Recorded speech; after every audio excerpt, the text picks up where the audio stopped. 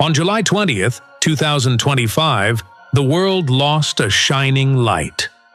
Actor, director, musician, and beloved cultural icon Malcolm-Jamal Warner passed away at just 54 years old. Fans around the globe were stunned. The man who brought warmth, talent, and authenticity to everything he touched, gone in an instant. Known to millions as Theo Huxtable from The Cosby Show, Malcolm's legacy stretches far beyond one role. His life was a mosaic of art, love, activism, and soul. But how did he pass away? What was his life really like beyond the cameras? Today, we honor his memory by looking back at his final moments, his extraordinary journey, and the legacy he leaves behind.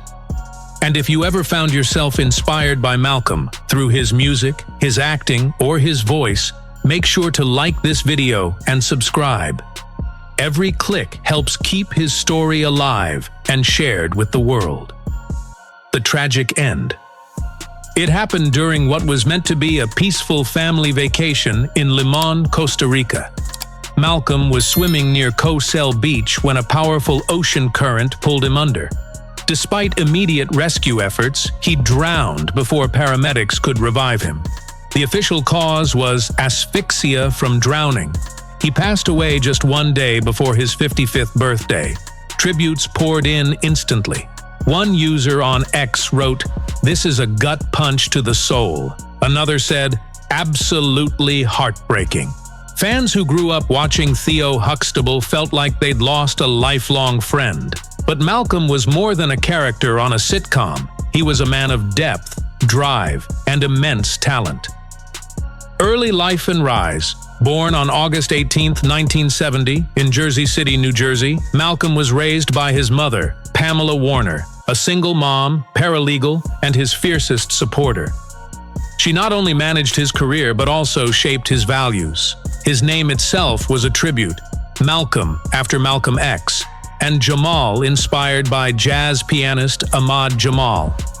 After his parents divorced, Pamela moved them to Los Angeles. There, young Malcolm grew up in a modest home, drawn to the arts from the start. By age 9, he was already taking acting classes. His talent was undeniable. His mother recognized it and made sure the world would too. By his early teens, Malcolm was acting in community theater and going on auditions. Then, in 1984, his life changed forever. Breakout with The Cosby Show. At just 13 years old, Malcolm was cast as Theo Huxtable in The Cosby Show. The sitcom broke ground as a portrayal of a successful black family in America, and Malcolm's character was the heart of it all. Theo was charming, funny, a little mischievous, and incredibly relatable.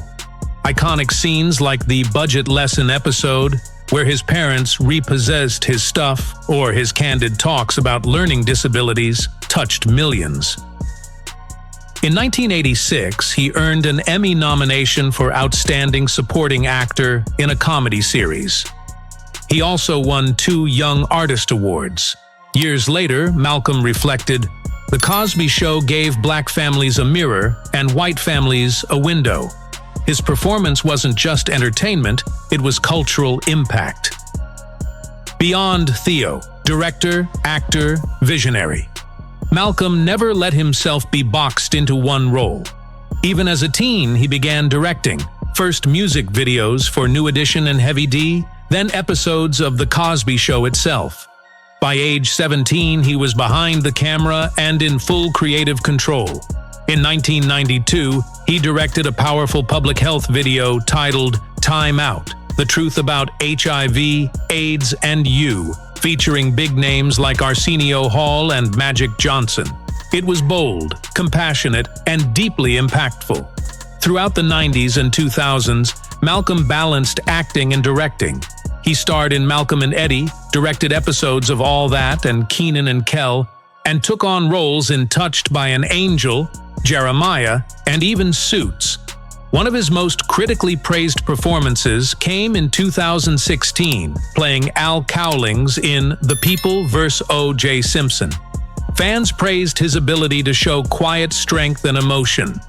His acting had matured into something raw, powerful, and unforgettable. From 2018 to 2023, he played Dr. A.J. Austin in The Resident, portraying a genius cardiothoracic surgeon with complexity and charm. It was another reminder that Malcolm's talent only grew with age. Music, spoken word, and his podcast. Acting was only one part of Malcolm's soul. Music was another.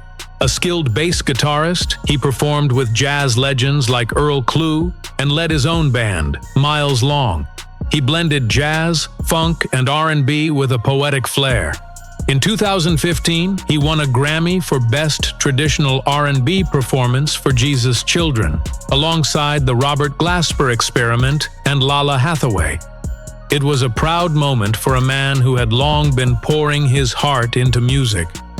His love for spoken word and jazz led him to perform at the National Black Theatre Festival regularly. His words were about identity, survival, and love, always delivered with passion. In June 2024, he launched a podcast called Not All Hood with co-hosts Woosie Baraka and Candace Kelly.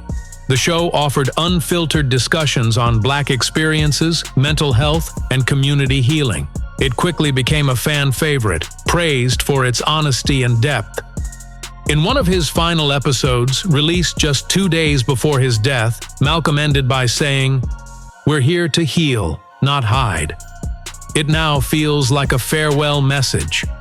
Love, loss, and family. Malcolm's personal life was rich with both love and heartache. His most painful moment came in 1998, when his longtime partner and Cosby Show co-star Michelle Thomas died of stomach cancer at just 30 years old. He was by her side when she passed. He later dated actresses Karen Molina White and Regina King, but kept his relationships mostly private. In 2017, he and his wife Kesha, a Connecticut attorney, welcomed a daughter. Malcolm cherished fatherhood above all else. He once said in a 2024 interview, "Being a dad is my proudest role." Though he rarely posted about his family, a 2017 photo of him holding Kesha's pregnant belly went viral, captioned, "New Beginnings." Fans loved seeing this more personal side of him, a life of purpose. Malcolm's lifestyle reflected who he was, humble, grounded, and deeply artistic. His home in Studio City, California, purchased in the early 90s, was cozy and filled with memorabilia, signed Cosby Show posters, jazz records, and his Grammy. He was a dedicated Lakers fan, often seen courtside or sharing jokes online after games. And his podcast studio? It was lined with books on Black history and creativity, a sanctuary of thought and sound. He remained an advocate for Black voices, public health, and young artists. Whether through mentorship or performances, he made space for others to shine. His dreadlocks, which he wore for over a decade, were a symbol of cultural pride until he cut them in 2012. When asked why, he simply said, "They were me, but I'm still me without them." Malcolm-Jamal Warner's life was not defined by one role, one show, or one award.